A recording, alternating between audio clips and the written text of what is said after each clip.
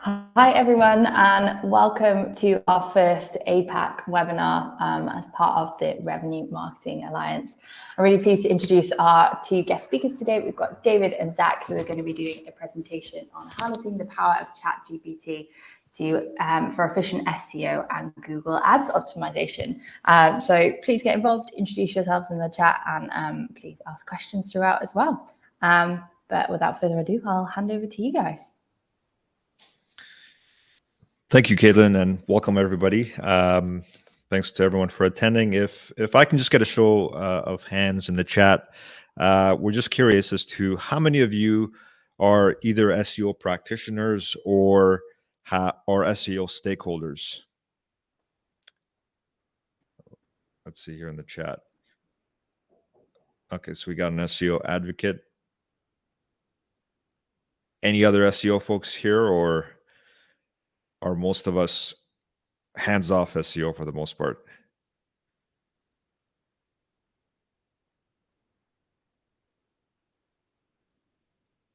Okay, well that's fine. Let's get started. So what Zach and I are going to be going over is how do we apply AI for SEO dominance in today's world, which is still dominated by search engines.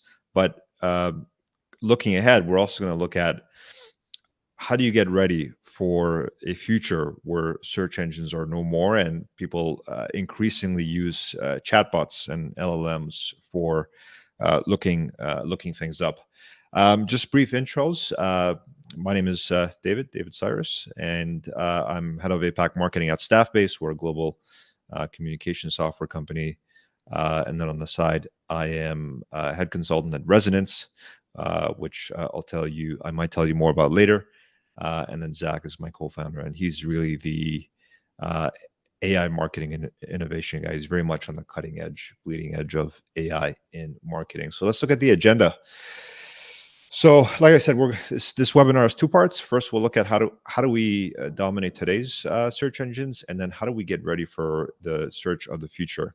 In terms of leveraging SEO today in today's world, we'll look at how do we use it in keyword research, how do we use it in competitor analysis and content optimization, and ad creation, and then finally we're going to talk about something called dynamic SEO optimization. And then in part two, we'll look at how do you rank in these chatbots? What does it mean to rank in these chatbots? How do you future-proof your content to be ready for when people are almost exclusively using chatbots to look things up? And then finally, in this new world of conversational search, as opposed to traditional search engines, how do you win? How do you set yourself up for? What are some tactics that you can use to ensure victory in that world? Let's get started. So first, we'll look at how do we leverage SEO in the search engines of today. And the way we'll present this is as Zach is really the whiz here. He's very much, like I said, on the cutting edge of this stuff. I'll be asking him questions, and he'll provide his insights. Throughout this presentation, feel free to just drop us questions. We're happy to answer questions throughout the slides, but if you like, you can also save them for the end. Feel free to do either. And we got someone joining from Sydney. This is, of course, the RMA's first APAC time zone webinar, so I'm guessing most of the folks are from Australia, but curious to see where everyone else is from. So if you could drop in the chat where you're from, it'll be good to know how much APAC representation we have in this webinar. All right, let's get started. So just an introduction to AI and SEO. So Zach, the marketers that have joined us in this webinar, why do they need to get ahead of AI in SEO, and how is AI reshaping the SEO landscape? Can you tell us a little bit about that? Why should we be paying attention to AI's impact on SEO and the SEO and AI search engines of the future? Yeah, David. Well, just as an introduction, a pleasure to be here. I think this is a very pertinent topic, but to the point of what we're getting at here, it's not necessary, right? Many companies survive without SEO. They may monitor it, but they do not act on it. It's honestly not a requirement today. But for those which depend on it, which rely on it, SEO is changing quite rapidly. The shift to AI, even as a secondary topic, so adding AI into a product, into a feature set, even just making any references at all, is showing huge spikes across content, across feeds, across blogs, across analytics, subscribers, viewership. But really, where that's being seen the most is through incumbents, right? So if you've been talking about AI for a while, you're seeing a very large lift. Anyone who's been talking heavily about AI, especially with relation to SEO, is already ahead of the crowd. This is something that should have been noticed maybe 2-3 years ago. This is not new. As we'll talk about later, using generative AI for writing content for search engines is a known practice today. And what's more interesting is that a good majority of folks are just finding about this now. There was a statistic I saw yesterday that 76% of small business owners are using AI for business operations. And when I thought of that, I didn't think about where I live here in San Francisco, close to Silicon Valley, 3 out of 4 companies. You would think it's more like 10 out of 10. But when I saw small businesses, I think of my aunt and uncle who have a small farm in Nebraska. How are they using generative AI? And assuredly they are. Now, I think when you look at how marketers need to get ahead, what we're talking about is really bleeding edge, right? Who is at the forefront? Who is aware of where their SEO may be lacking? And really what that comes down to is risk mitigation. So as in any SEO landscape, what we're looking to do is actually narrow the lens between where competitors are demonstrating their search capabilities and where we're showing up. And that really comes down to market share of impressions, of clicks, of views, and ultimately of purchases, right? This is RMA. We're focused on revenue, not just marketing. We need to tie everything together. And when it comes full cycle to revenue, you need to be fully aware of exactly where your competitors lie and exactly where you can dominate. AI has made it extremely easy to create chatbots, to create blogs and articles and tweets and so forth. But really, if you want to mitigate the risk, you need to focus on market ownership and market share. And we'll get into that a little bit more down in the presentation. But if you want to get ahead, you need to be fully understanding of how your competitors are analyzing the market and responding to it. That's a great question. Keep going. Super. And we have a couple questions that just popped in through the chat from Tom and Emma. These are very good questions, but we'll save these two for the halftime Q&A because they are very, very good questions that will take a few minutes to answer. And apologies, everyone, for the technical issues. We actually do have slides here, but they weren't showing earlier. So sorry about that, but we are good now. So let's keep going.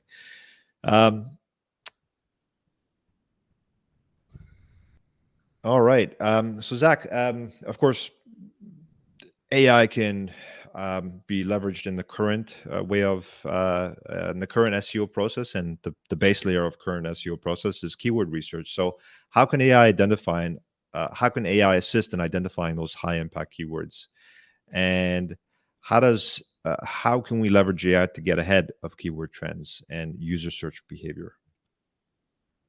Yeah, these are two great questions, David. Honestly, I don't think enough marketers really think about this. So AI uses neural networks, which really is the processing of latent semantic indexing, LSI, and NLP, which is natural language processing. And anyone who's sort of a nerd out there will know that the root of these really goes to 2006, when Google released a patent on both of these topics. And what it's really looking at is one word in relation to the word before it, after it, two words before it, two words after it, the full phrase, multiple phrases within a sentence, multiple sentences within a paragraph. It's looking at how really humans communicate. So the fact that AI can produce at such a high quality means that it is far surpassed the Turing test. So even today, millions of people are reading text and content that they believe is built by a human when really it is not. So if you're looking for what exactly is moving the needle, you have to look at really how a neural network would process the content that you're creating. So to answer the first one, it does not come down to really writing content for humans anymore. It's really writing for AI, because you're writing for a network which can understand and synthesize human communication far deeper than a person. And that's really only the input. Then the output is generated without any really human uh, prompting, any human solution engineering. So as long as we are curating what the inputs are, I'm sure we'll be satisfied with the outputs, and we'll get into more of the analytics soon. Now, if we want to get ahead of keyword trends and search behavior, there's really probably about 5 APIs that, depending on the size of the company that you're with, you'll be focusing on. Now, for most companies up to, we'll call it 1 to 5,000 employees, the 2 APIs that you're going to be focusing on are going to be Google Search Console, which shows you all of the search data for Google search, and YouTube data, which shows you trends for what your followers and viewers are searching for within YouTube. Now, to be able to mine this and act on this is actually quite difficult. I've worked with many firms. David, I know you have as well. RMA, I know that the audience is highly technical, highly proficient, but at the end of the day, we're not data science. We are not solution engineers. We are not backend engineers. So the realm within which we work is mostly limited to the integrations that we have. Now, there are some platforms, and one that I would like to call out is called UpView. UpView is an up-and-coming platform. They presented to me 2 weeks ago, and last week, David and I began working towards the first license of their API. And what UpView does is it takes in all of this real-time search data, and it produces YouTube scripts or blog posts, long-form content, based on 2 things. One, the inputs of any videos or any content that you have, and the second input is trending behaviors, right? So it will look at what is on the forefront that is not captured yet. And with the input of what you've created so far and what demand is leading to, the output is continuously generated over time. So you may see that one product category is beginning to come into existence. Then you can create, let's call it 1,500 pieces of content, and then you've dominated that product category. And now there are product category features that you can talk about. So you can see how sort of the derivative effects of having AI through the API and building content at scale can really dominate an industry. I know we're supposed to get to this later, but I want to touch on this now, that what most generative AI models focus on is the equivalent of about 64 million average length novels. And all you have to think about, if you're considering SEO, if you are hiring for SEO, if you are an SEO within a marketing group or within a finance group or within a sales organization, all you need to do is increase your percentage share of the 64 million novels. And as Dave and I were preparing for this, I asked him, what are some novelists, what are some authors that come to mind first? And we thought through this, and the highest performing authors that we may know may have at most 100 novels. And what we're really battling against is the 63,999,000 extra novels that are written by others. And here's really where we can make the impact, because if you can generate faster content, really what we're doing now is writing for AI rather than writing for humans. As we know that ChatGPT has a time to market share of, I believe, 100 million users, which supersedes TV, radio, Facebook, YouTube, etc. So these are trends that will not go away. And the most important part is not necessarily to identify the trends, because by the time you've identified them as a human, you've lost out. The entire capability is to be able to respond to them with AI based on inputs and outputs from AI. So if you are doing any manual processing, by the time you're viewing that data, you've far surpassed the time limit at which action is worth it. So I hope that we get some questions on this, because this is really the crux of this entire presentation, is that the feedback loop, the flywheel of AI feeding AI readouts is what will ultimately drive decision making, and where purchases and spend is dedicated the next 5 years. Awesome. Now, yes, indeed, Zach, you did answer my following questions already. So what we'll do is, because we're having such good questions come through the chat, let's jump ahead and answer some of the questions. Sure. So you already touched on how do you get ahead of your competition with AI? How does AI improve content relevance and quality? Uh, just one thing here, could you share, and this is related to one of the questions that came through. Doug asks, could you provide examples of industries or businesses that have successfully leveraged AI, specifically ChatGPT, to achieve significant improvements in their SEO and Google Ads performance? Now, I know, Zach, you've done this. So can you share that case study with us? Yeah, so I actually have 3 case studies. One was for Google Ads. So I know there's 2 components to this. My background, really the depth of my knowledge and business understanding comes from search and search behavior, right? So what are people searching for? What do they really want? And a lot of it comes from Google Search Console. But that also translates into Google Ads, Bing Ads, Microsoft Ads, Facebook Ads, YouTube Ads, Amazon Ads. Ads are all around us, and using the data correctly is a complete game changer, right? If you've ever written an ad manually, you understand how painful it is, and how meticulously, for those that are judicious among us, you want to see it perform well. Now, one of the platforms that I've used before is called Optio. Optio allows you to A/B test headlines. It's very similar to, again, for any of the nerds out there, AdEspresso, which I believe was acquired about 3 to 4 years ago. But Optio, AdEspresso, these platforms allow you to A/B test. Now, what Optio released about 5 months ago is a platform that will allow you to use generative AI to create every component of the content. And not only that, but every component of the audience. And within that, dynamically appropriate budget accordingly.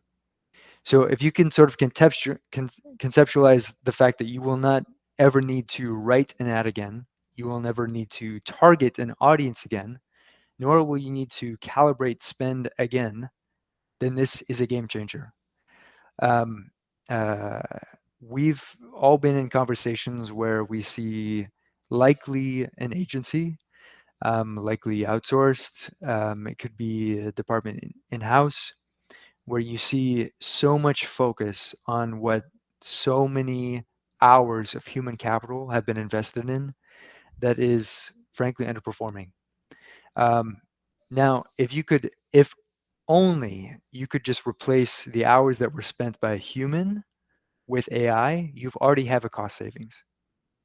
Now, imagine that not only was that cost savings in place, but also you had so many ads that were performing and the optimization was fine-tuned and continually optimized as neural networks are wont to do.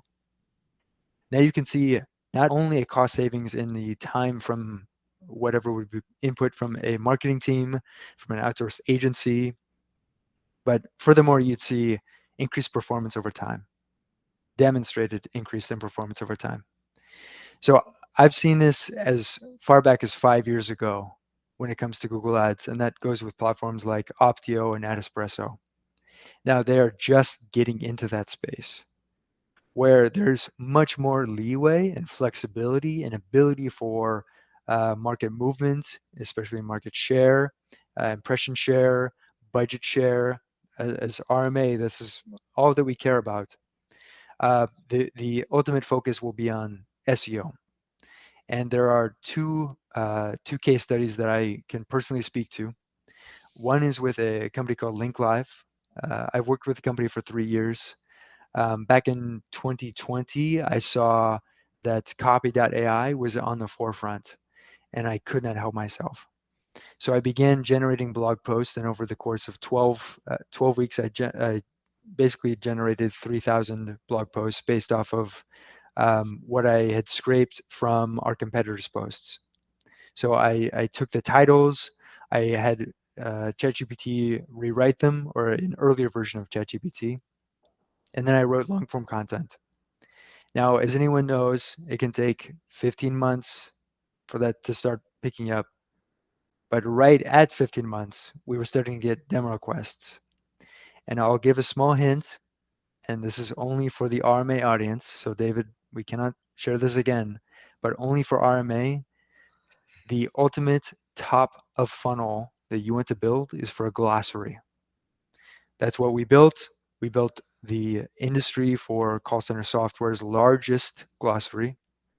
And because we were able to do that, what you're reaching is anyone who's looking for any keyword, product feature, product category, jobs to be done, affinity category, right when they're beginning the awareness phase.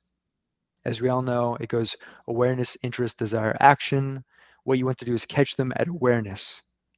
That's where they're not evaluating other competitors. They do not know that the market for your software may exist. All you're doing is educating. And really, what generative AI allows you to do is to create this superfluous, almost TED style, Forbes style, Business Insider.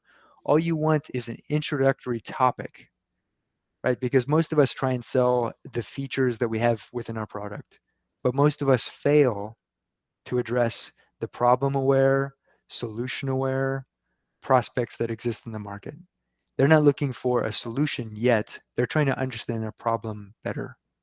So that's one area that I've seen basically generative AI turn into demo requests.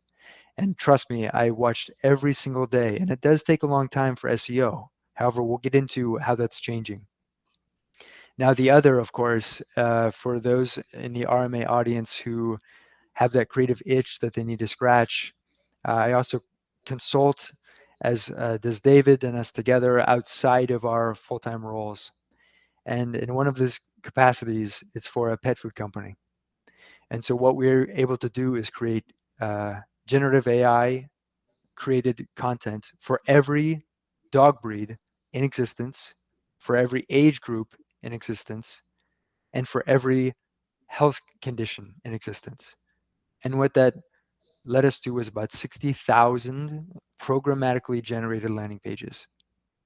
Now, you may think, why would dog food be a topic that we would care about? However, studies have shown that people will buy food, will buy shelter, will buy toys for their pets, and in this case, especially dogs, before they will buy food for themselves. So cats, dogs, whatever the pets, these have a significant impact in our lives. And so because of this, from all over the world in every single language. There's search for people looking for ailments for their pets of all breeds. And luckily, there was a CEO who's very responsive, adaptive, understanding of generative AI. And with one part-time engineer, we were able to build out 60,000 landing pages that have a demonstrated impact on their business. And because of our efforts, they were able to donate to the huge storms that have hit Hawaii in the last few months. So what you really need to be aware of is not only where your market is, but where it is going. And so if you can use tools like Google Search Console to identify the market movements, then you can get ahead of them and create content around it. That's exactly what we did. You need to read Google Search Console to see what the trends are and respond to them with generative AI. This is the only reason that this company is growing at over 15% month over month. So with Optio, with manual 3,000 blogs, and again, I'll just recognize that you can do this manually. It's not above any of us. If you have interns, if you have staff, you can do this manually. It's definitely not preferred. And that's especially because the pet food company, which is, of course is B2C, different than probably most of us in the RMA, this was able to generate 20 times the amount of volume. However, we were going after a very different market with a different market target and a different appeal.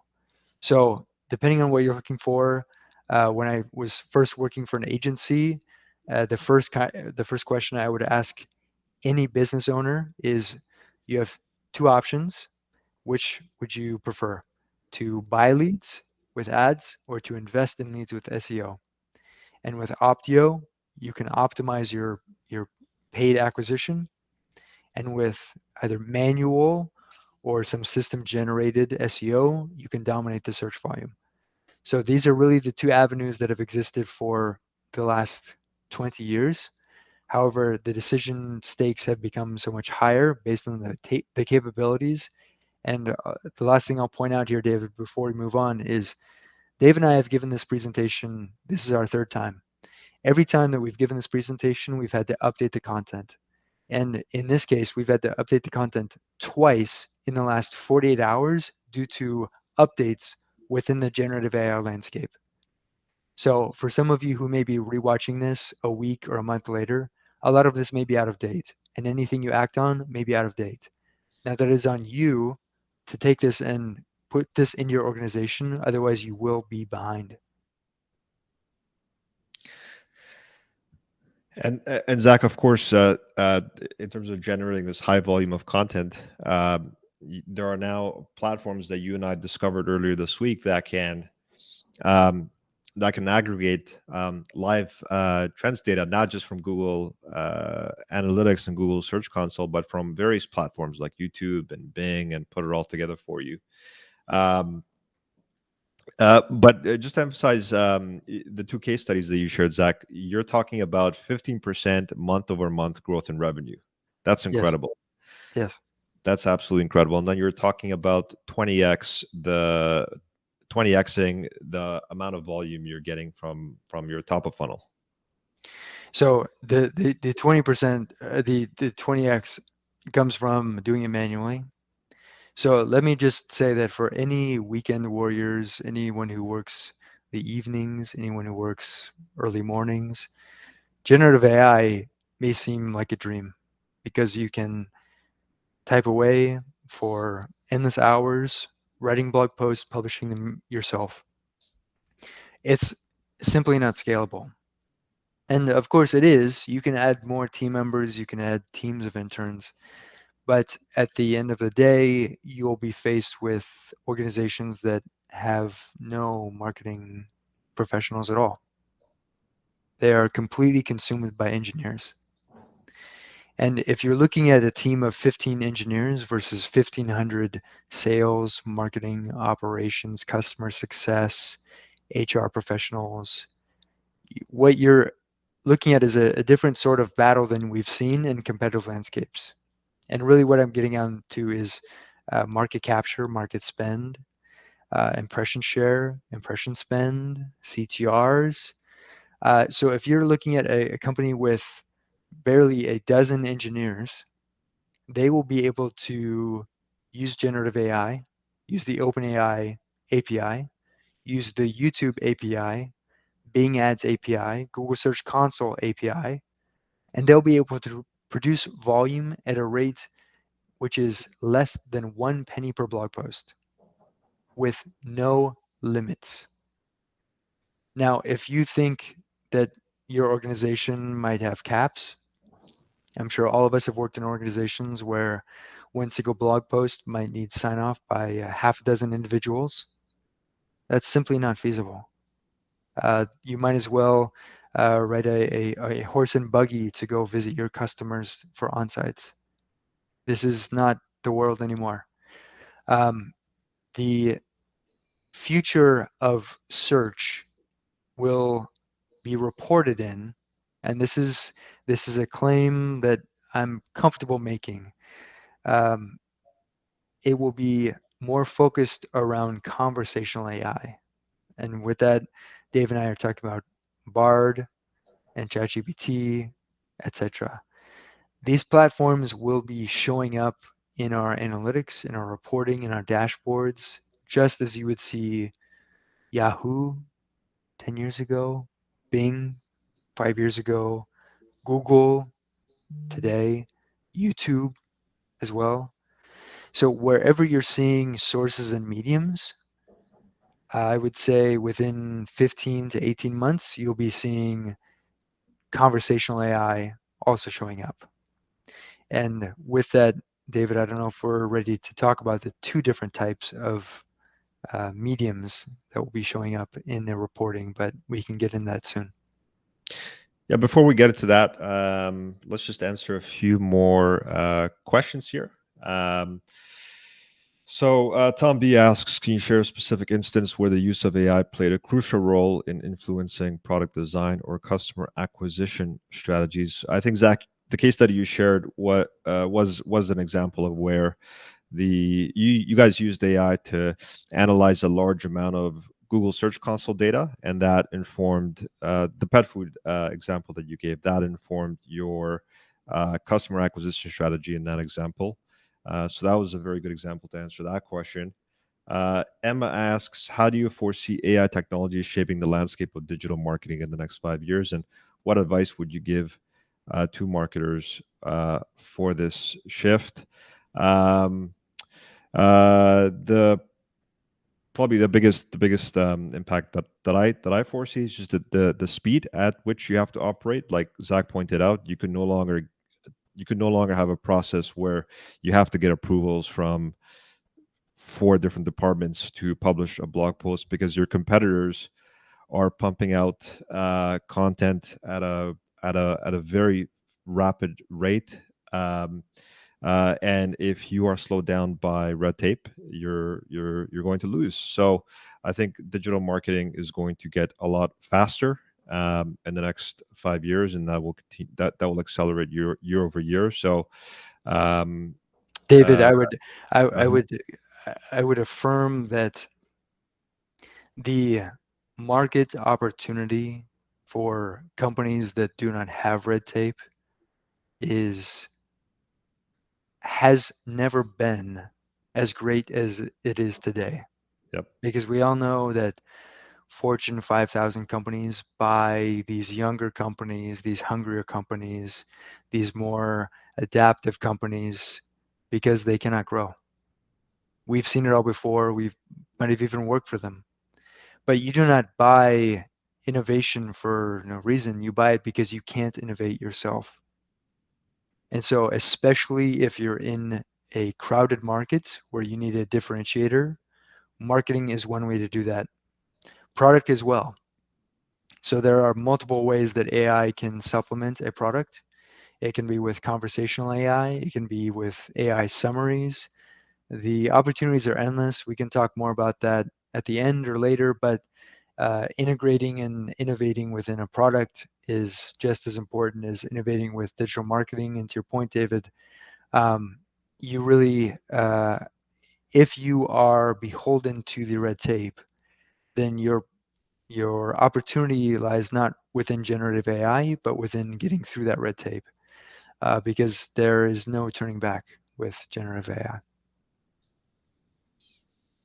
Absolutely. And then Mark asks, I'm interested to know, in your experience, how can the integration of AI like ChatGPT and SEO practices impact not only the technical aspects, but also the overall user experience on a website? Zach, you and I talked about this, and the short answer here is personalization. But can you add more to that?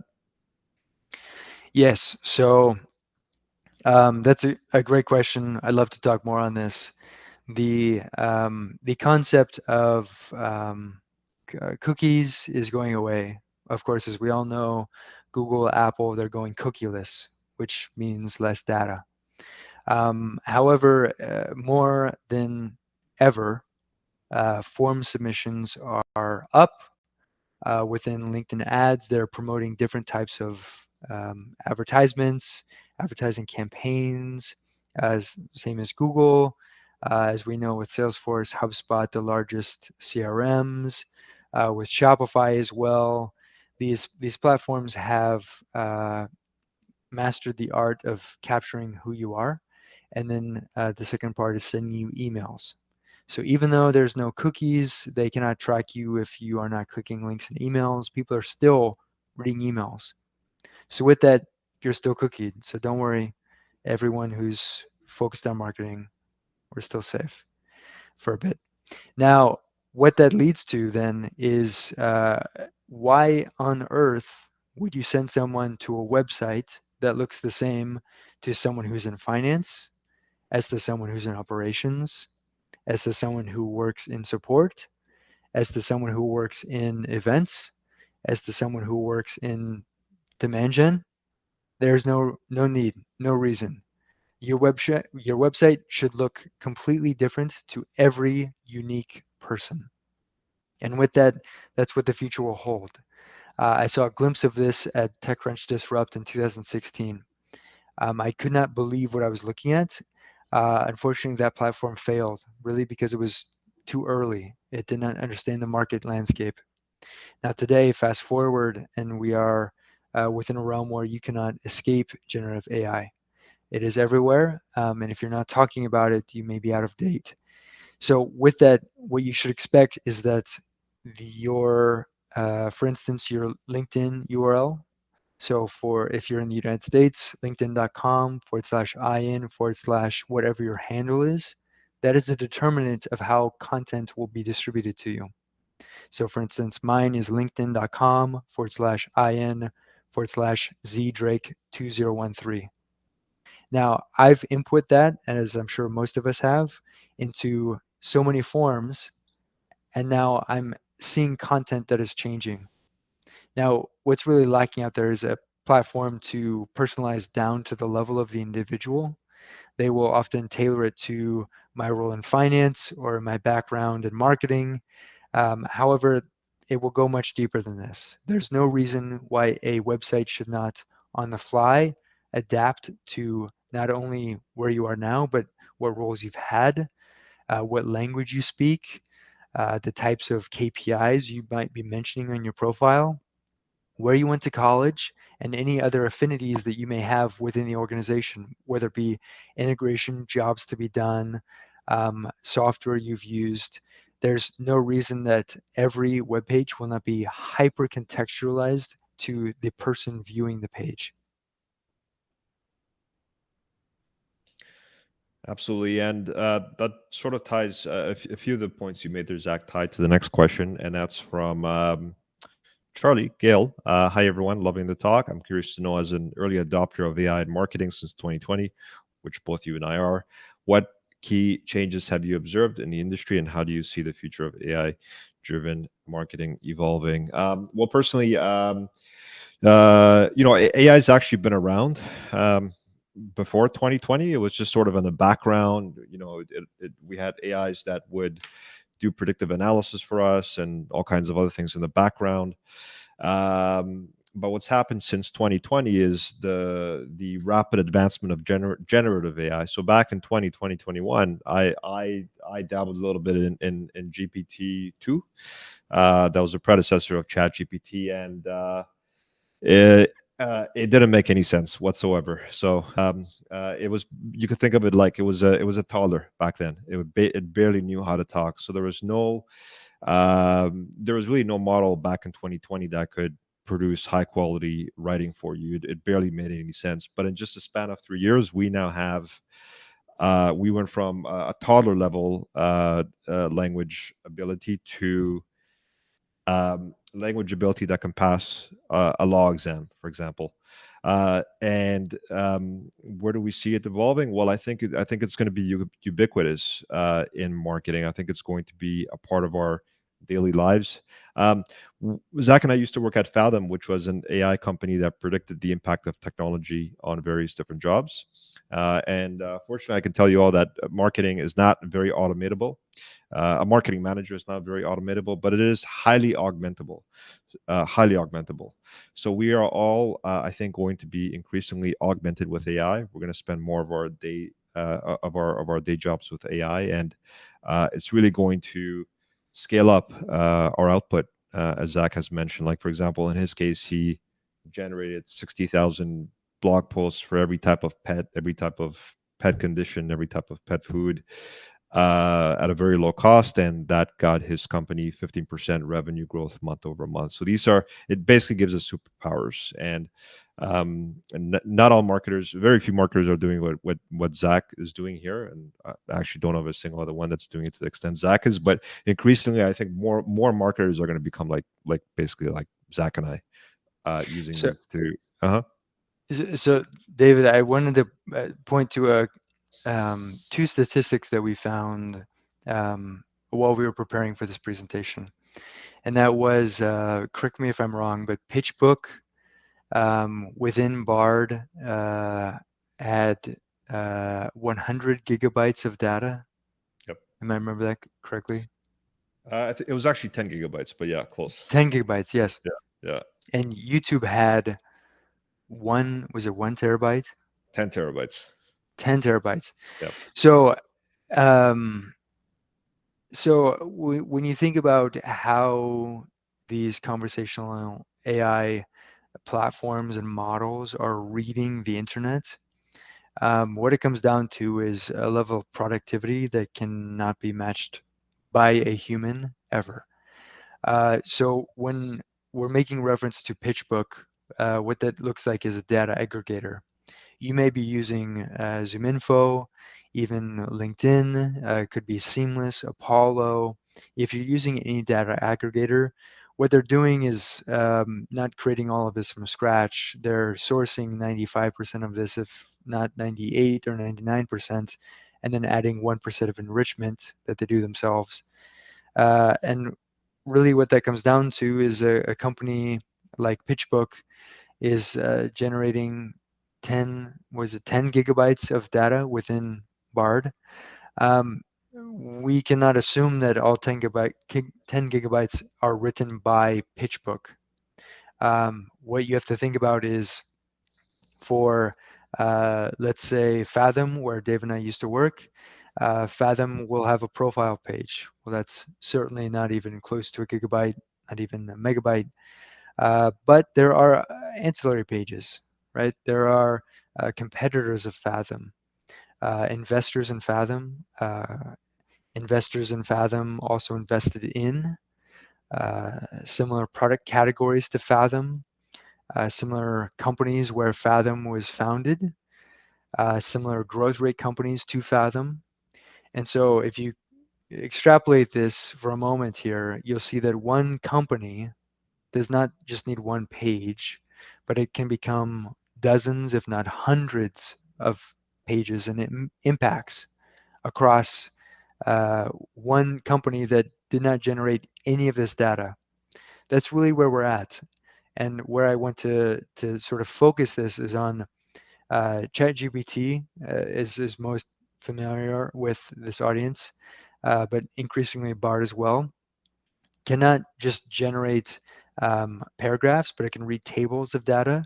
It can read structured data and rich snippets, which for those of you who are the SEO nerds, you'll know that when you look up something in Google and you see a recipe for cannoli, you'll see that there's an image, there's a amount of time that it will take, a number of ingredients, and how much of each ingredient. That structured data is read through these natural language processing models. And so the impact of structured data, while diminishing in organic search, is increasing in conversational AI because it can read that just as much as it can read a table from a paragraph of text. So really, it comes down to doing more of what traditional marketers have already done, just at a far accelerated pace, right, David? It's not replacing what we're doing, it's replacing how quickly we're doing it.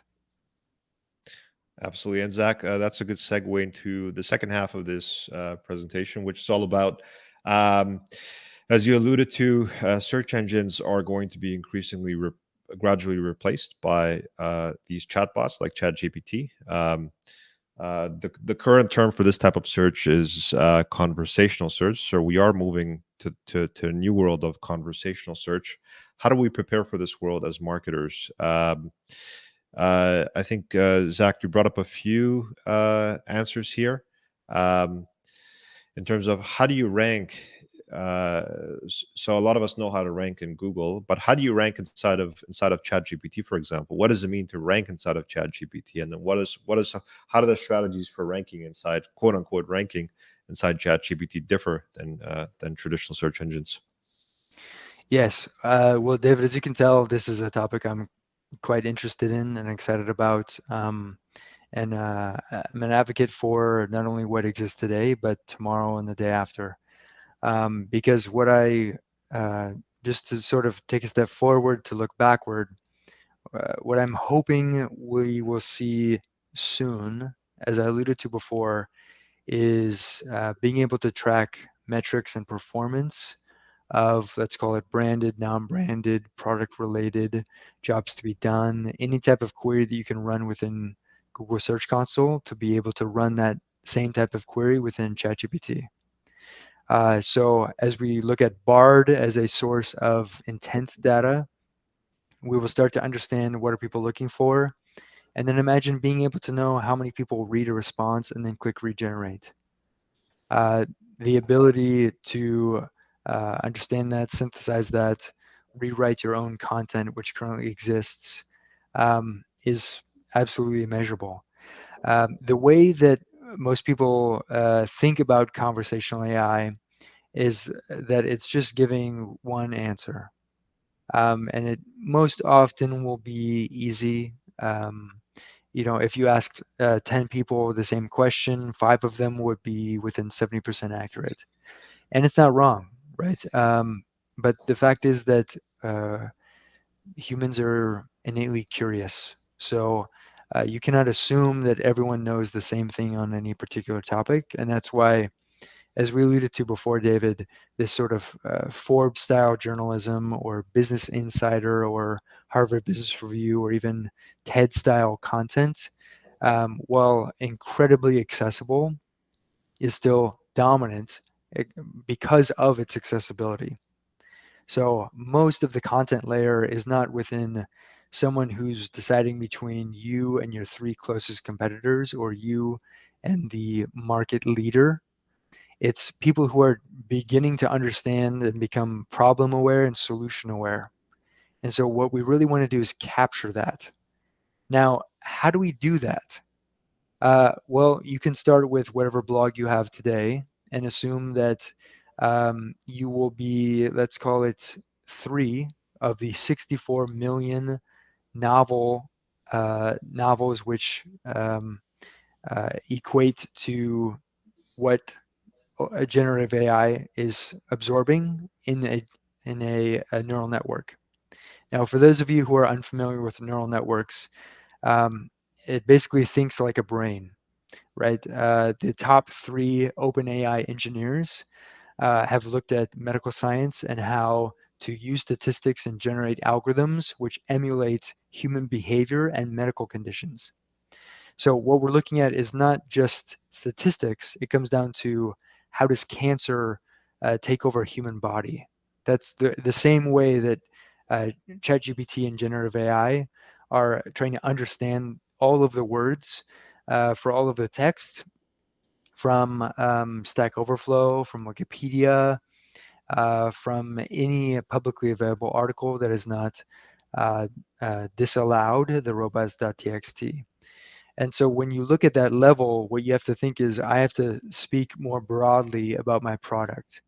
I have to speak more loudly about the feature set, and I have to speak at the highest volume possible to the market which may have any interest in our product.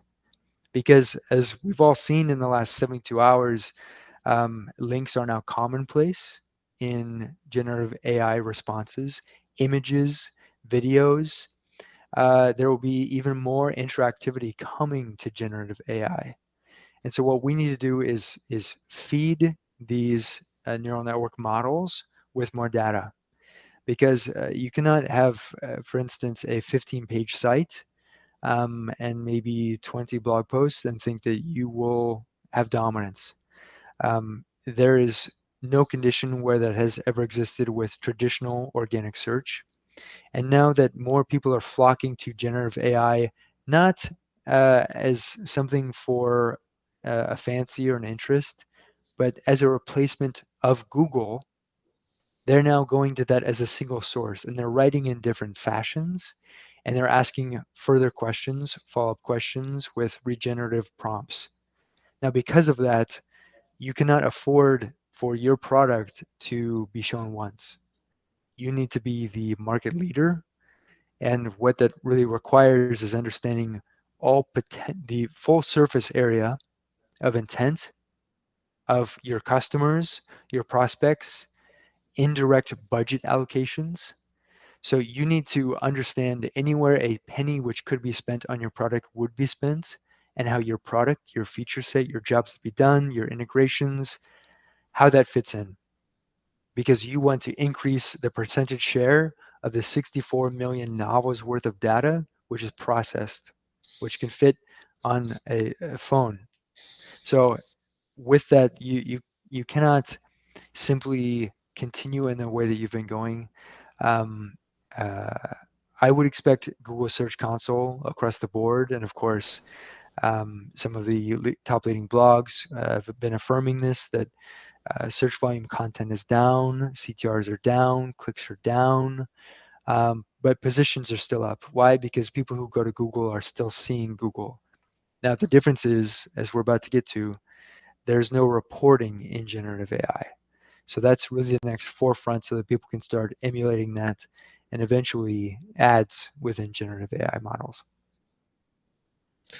Super. Now, Zach, you have already answered the next question, which was, how do we win in this new world of conversational AI search? And the name of the game seems to be volume. You need to take up a big share of that neural network in order to come out on top. Just briefly, how do you future-proof your content for these chatbots? How does writing for AI differ from traditional SEO? We already talked about what contributes to higher rankings, which is basically volume.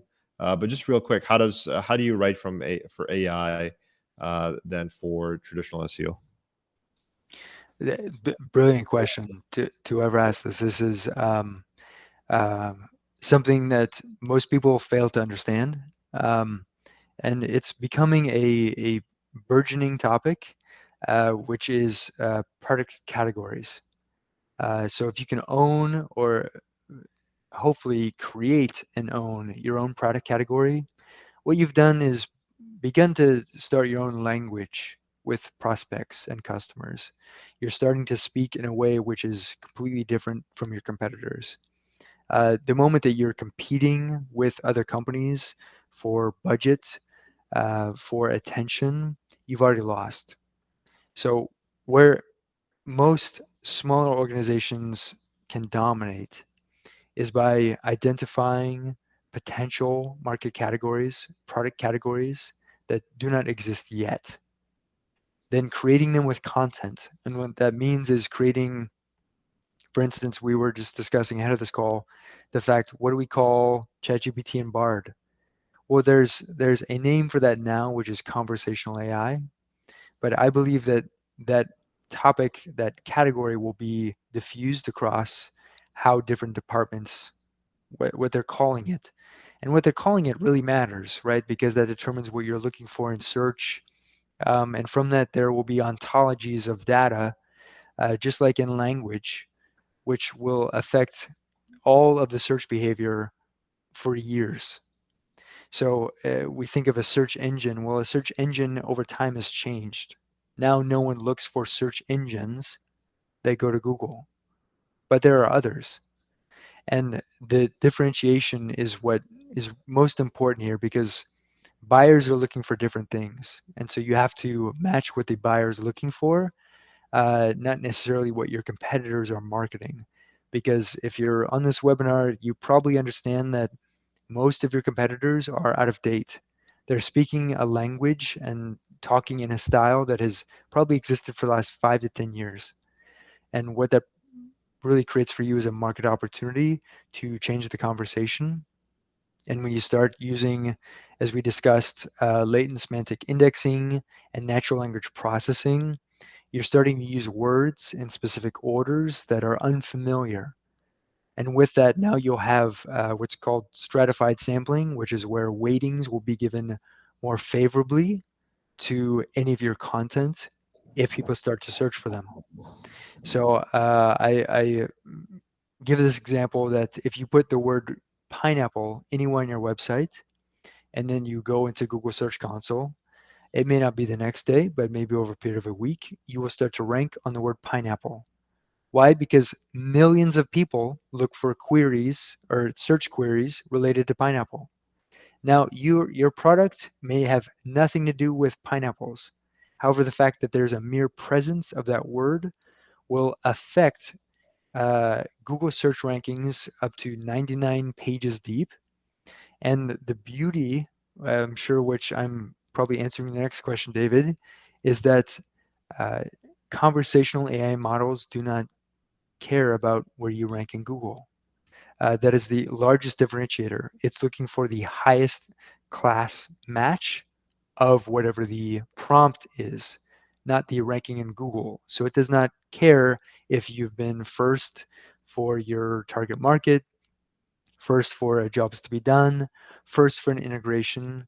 It does not matter. What it's looking for is a precise phrase match across the entire prompt. And so the closer that you can match the prompt, the more closely you can dominate conversational AI market share volume. Fantastic. And I know you and I had more to say in terms of how do you match the prompt, but Zach, we're actually out of time. So we won't have time to answer more questions, and Mark had to drop off. You're very welcome, Mark.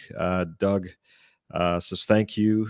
You're very welcome, Doug. If you guys do have more questions, you can email me at david@resonance.com, and I can loop in Zach for the more technical questions. And if you guys want, we can offer just attendees of this webinar a complimentary consultation or advice. And we can also look at training and education. Our flagship service is that high volume SEO optimized content that's in Google Ads based on real-time search patterns across many platforms, which we are offering in partnership with the likes of View. So feel free to reach out to us about that. But it's been a pleasure. And again, feel free to email me for any other questions. We'll be happy to answer them.